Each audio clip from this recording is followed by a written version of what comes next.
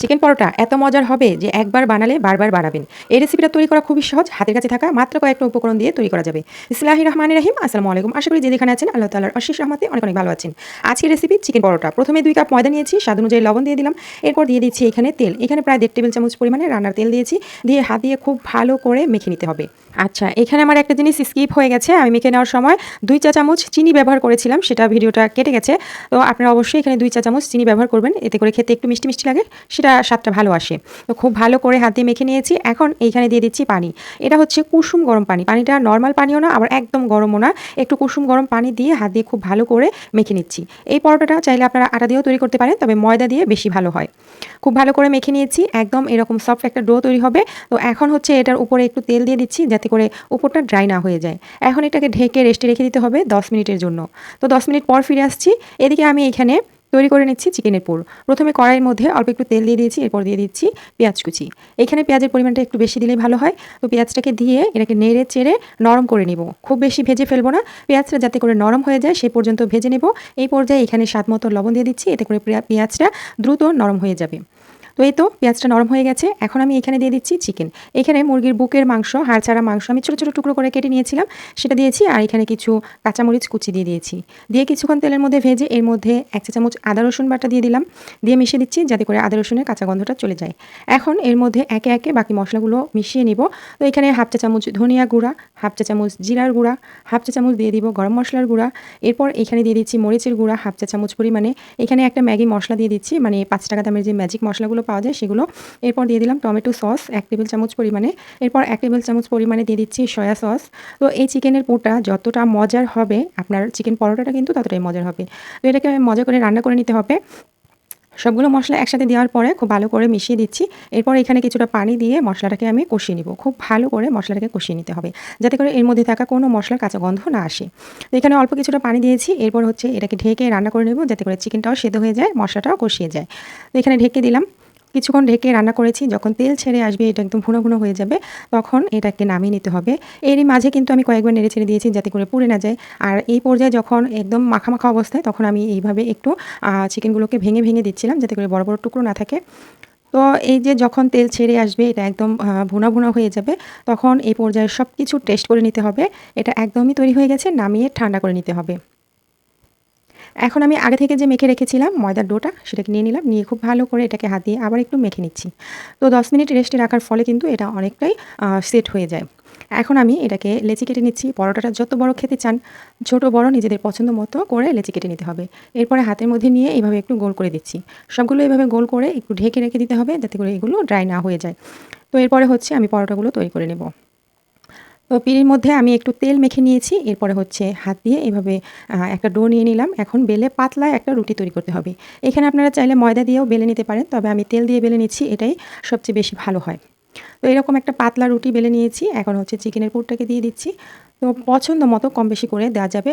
ঘরে যেহেতু তৈরি করছি, সেক্ষেত্রে নিজেদের পছন্দ মতোই কিন্তু এখানে সব কিছু ব্যবহার করা যাবে। তো দিয়ে এখন আমি এই যে এক পাশ থেকে রুটিটাকে উল্টে দিচ্ছি। তো আপনারা ভিডিওতে দেখেই বুঝে নেবেন, এই কাজটা খুবই সহজ। এইভাবে করে হাত দিয়ে রোল করে নিচ্ছি। এরপরে হচ্ছে এটাকে একটু টেনে লম্বা করে নিচ্ছি। এটা যেন ছিঁড়ে না যায়, সেটা খেয়াল রাখতে হবে। হালকা হাতে একটু টেনে নিলে কিন্তু এটা লম্বা হয়ে যায়। এরপর এরকম করে একটু পেঁচিয়ে নিচ্ছি।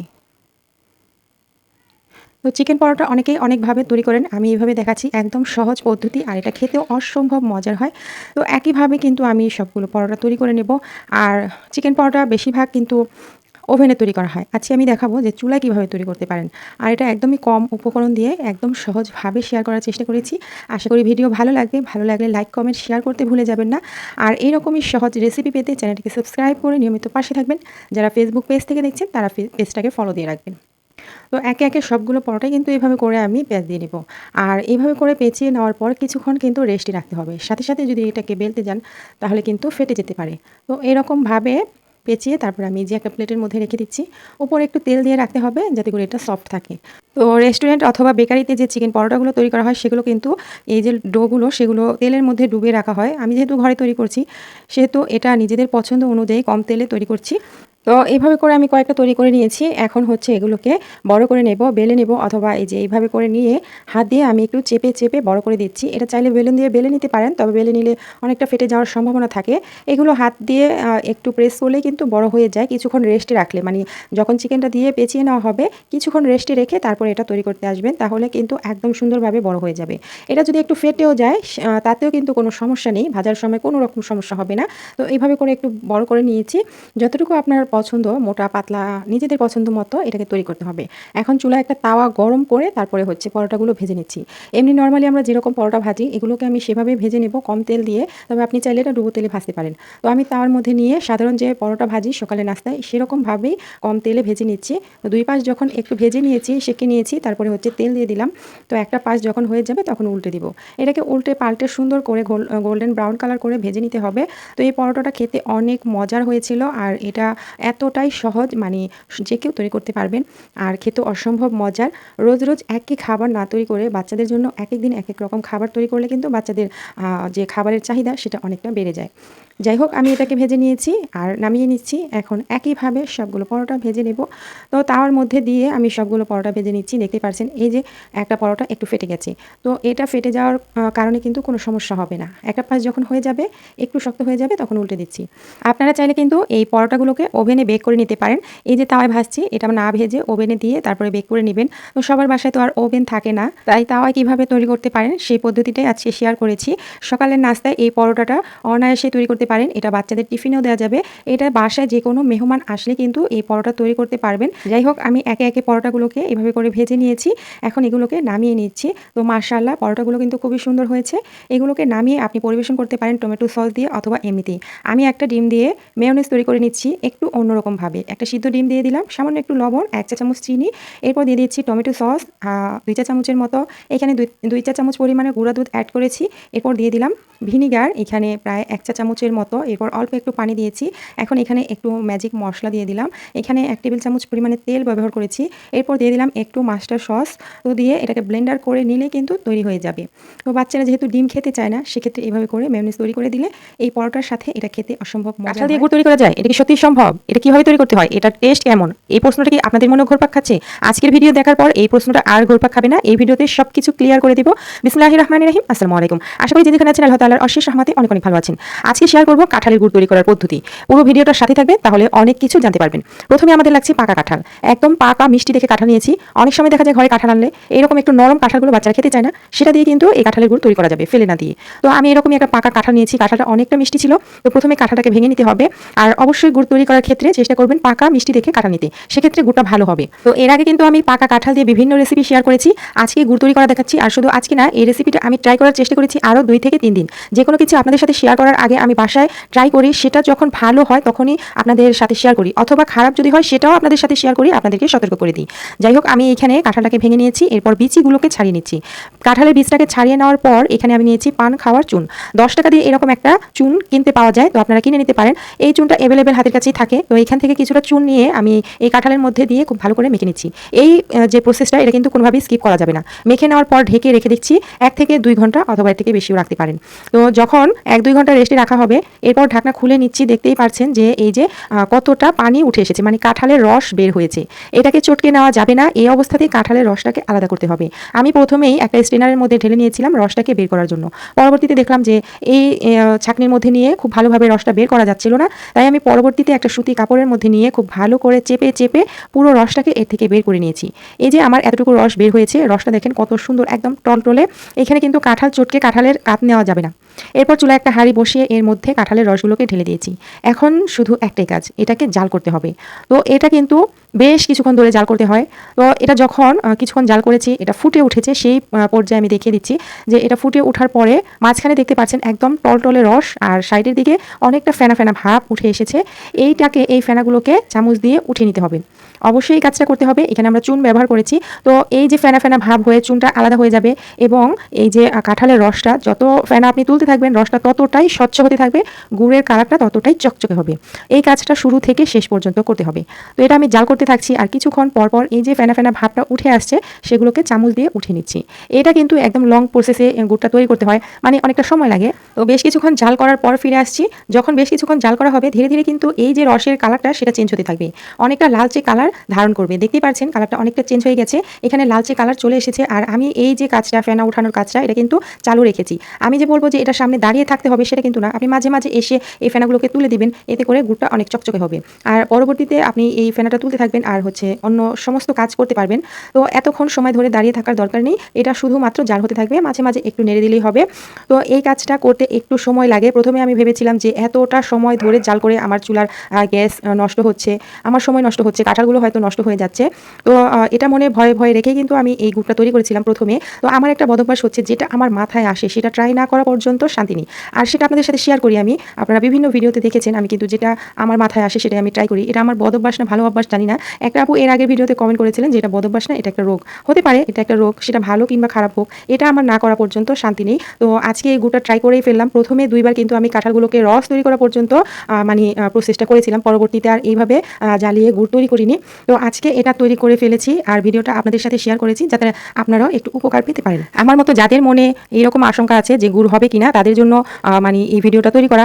তো যাই হোক, বেশ কিছুক্ষণ সময় ধরে জাল করতে করতে দেখতে পাচ্ছেন একদম কালারটা চেঞ্জ হয়ে গেছে আর এটা অনেকটা ঘনত্বে চলে এসেছে, মানে ঘনত্বটা এরকম অবস্থায় আছে, আঠালো আঠালো ভাব, আর কালারটা একদম ঝোলা গুড়ের কালার চলে এসেছে। তো এই পর্যায়ে হাতে নিয়ে দেখে নিচ্ছি এরকম আঠালো ভাব চলে এসেছে, তবে এটা এখনো পর্যন্ত তৈরি হয়নি। আরও কিছুক্ষণ আমি জাল করব, জাল করার পর আপনাদের দেখিয়ে দিব যে এটা কেমন হয়েছে। মানে এটা যদি অনেকটা পাতলা থাকে সেক্ষেত্রে এটা ভালো হবে না, এটাকে জাল করে আরও একটু ঘন করতে হবে। তো এটা তৈরি হওয়ার পর অনেকটা যে খেজুরের গুড় ঝোলা গুড়টা থাকে সেরকমই লাগে। তো আরও কিছুক্ষণ জাল করার পর আমি হাতের মধ্যে নিয়ে একটু দেখে নিচ্ছি, দেখতে পাচ্ছেন মোটা একটা তারের সৃষ্টি হচ্ছে, বোঝাই যাচ্ছে যে এটা অনেকটা আঠালো হয়ে গেছে। এই পর্যায়ে এর থেকে বেশি আমি জাল করব না, সেক্ষেত্রে অনেকটা শক্ত হয়ে যাবে আর এটা খেতে তিতা লাগতে পারে আমার মনে হয় আর কি। তো আমি এই পর্যায়ে চুলাটাকে অফ করে দিয়েছি, এরপরে আমি চুলা থেকে নামিয়ে নিচ্ছি একটা বাটির মধ্যে। আর এটা দেখতেই পাচ্ছেন মাশাআল্লাহ কতটা সুন্দর হয়েছে। তো প্রথমে ভেবেছিলাম যে গুড় হবে কিনা, পরবর্তীতে দেখলাম গুড় হয়েছে। তো এটা টেস্ট কেমন হবে সেটাও কিন্তু দেখিয়ে দিব, গুড় হয়েছে কিন্তু এটা টেস্ট কেমন সেটাও আপনাদের খেয়ে বলে দিব যেটা কেমন হয়েছে। তো এই পর্যায়ে দেখতে পাচ্ছেন একদমই কিন্তু গুড়ের মতোই হয়েছে এটাকে আমি খুব ভালো করে কেচে তারপরে আমি বাটিতে নিয়ে নিয়েছি। এরপর যখন পুরোপুরি ঠান্ডা হয়ে গেছে তখন আপনাদের দেখাচ্ছি যে কতটা পারফেক্ট হয়েছে। তো এটা কিন্তু একদমই গুড়ের মতো দেখতেও হয়েছে আর অনেক সুন্দর একটা ঘ্রাণ বের হচ্ছে। তো এটার টেস্ট কেমন সেটাও বলে দিব। তো এটা আপনারা বাসায় ট্রাই করতে পারেন, গুড় কিন্তু হয়। তো যাদের মনে ভয় ছিল তাদের নিশ্চয়ই এটা আজকের পর থেকে আর থাকবে না, দূর হয়ে যাবে। তো এটা খেতে কেমন হয়েছে বিসমিল্লাহ বলে আমি একটু টেস্ট করে দেখি আর আপনাদের বলে দিব যেটা কেমন হয়েছে। বিসমিল্লাহ। তো এটার টেস্ট কিন্তু মোটামুটি ভালো, এটা খেতে একদম গুড়ের মতোই লাগে। অনেকটা যে খেজুরের গুড় চিনি চিনি ভাব লাগে সেরকম কিন্তু না, একদম ন্যাচারাল উপায়ে কাঁঠালের তৈরি গুড়, এটার টেস্ট একদমই আলাদা। আমার কাছে অনেক ভালো লেগেছে। তবে আমি বলবো এটা দিয়ে পিঠা তৈরি করা যাবে না, এটা আপনারা রুটি দিয়ে খেতে পারেন, মুড়ি দিয়ে খেতে পারেন, শুকনো চিতই পিঠা দিয়ে খেতে পারেন, অন্যভাবে এটাকে ট্রাই করতে পারেন, মানে অন্য কিছু দিয়ে পরিবেশন করতে পারেন। অর্ধেক কাঁঠাল দিয়ে আমি এতটুকু গুড় পেয়েছি, আশা করি টক দই তৈরি করলে পারফেক্ট হয় না, বাজার থেকে কিনে আনতে হয়। আজকের রেসিপি দেখার পর আর বাজার থেকে কিনে আনতে হবে না, ঘরে একদম পারফেক্ট টক দই তৈরি করতে পারবেন। টক দই এখন তো আমাদের দৈনন্দিন জীবনে প্রতিদিনই ব্যবহার করা হয়, এটা খেলে স্বাস্থ্যের জন্য ভালো, এটা স্কিনে ব্যবহার করলে স্কিনের জন্য ভালো, চুলে দিলে চুলের জন্য ভালো, অথবা রান্নার কাজে প্রতিদিনই এই টক দইয়ের প্রয়োজন হয়। তো আজকের রেসিপি টক দই তৈরি করা। বিসমিল্লাহির রহমানির রহিম। আসসালামু আলাইকুম। আশা করি যে যেখানে আছেন আল্লাহ তাআলার অশেষ রহমতে অনেক অনেক ভালো আছেন। মাত্র 2টা উপকরণ দিয়ে টক দই ঘরে তৈরি করে নেব। প্রথমে আমাদের লাগছে দুধটাকে আমি চুলায় বসিয়ে দিয়েছি, এখন দুধটাকে জাল করে নিতে হবে। টক দই তৈরি করার ক্ষেত্রে দুধটা জাল করে খুব বেশি ঘন করার দরকার হয় না, বলক চলে আসার পর 10 থেকে 12 মিনিট জাল করলেই কিন্তু এটা হয়ে যাবে। তো মানে কিছুটা ঘন করতে হবে, খুব বেশি ঘন করতে হবে না। যাই হোক, আমি দুধটাকে জাল করে তারপরে নামিয়ে নিয়েছি, এরপর ঠান্ডা করে নিয়েছি। এখানে কুসুম গরম থাকতে হবে, দুধটা এমন গরম থাকতে হবে যাতে করে এর ভেতরে একটা আঙুল দিলে সেই তাপটা সহ্য করতে পারে। তো এরপরে আমি এখানে নিয়ে নিচ্ছি মিষ্টি দই।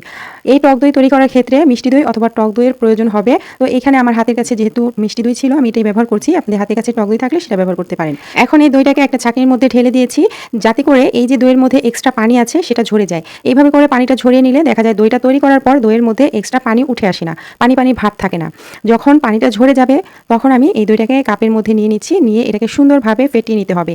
টক দই তৈরি করতে খুব একটা উপকরণের দরকার হয় না, মাত্র 2টা উপকরণ হলেই কিন্তু হয়ে যায়। আর এই দই ঘরে একদম স্বাস্থ্যকর উপায়ে যদি তৈরি করা যায় বাজার থেকে কেন কিনবো বলুন।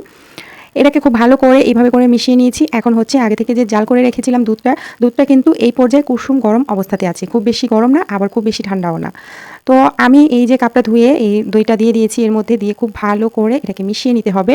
খুব বেশি গরম থাকলে দেখা যাবে দইটা দিলে দুধটা কেটে যেতে পারে, আর খুব বেশি ঠান্ডা হলে এই দইটা ভালো হবে না। এখন আমি এটাকে খুব ভালো করে মিশিয়ে দিয়েছি যাতে করে নিচে থেকে টক দইয়ের যে অবশিষ্ট অংশ সেটা না থাকে। খুব ভালো করে মিশিয়ে দেওয়ার পর এখন আমি এই বাটির মধ্যেই সেট করে নেব। তো আপনারা চাইলে যে কোনো পাত্রে এটাকে সেট করে দিতে পারেন, যে কোনো প্লাস্টিকের বক্সে অথবা যে কোনো বাটিতে। আমি এটার মধ্যেই এভাবে করে ঢেকে দিলাম ঢাকনা দিয়ে। এখন হচ্ছে এটাকে মোটা কাপড় দিয়ে ঢেকে দিতে হবে, কাঁথা অথবা কম্বল অথবা যে কোনো মোটা টাওয়াল দিয়ে এটাকে ঢেকে দিতে হবে যাতে করে এর ভেতরের মানে গরম যে ভাবটা সেটা থাকে।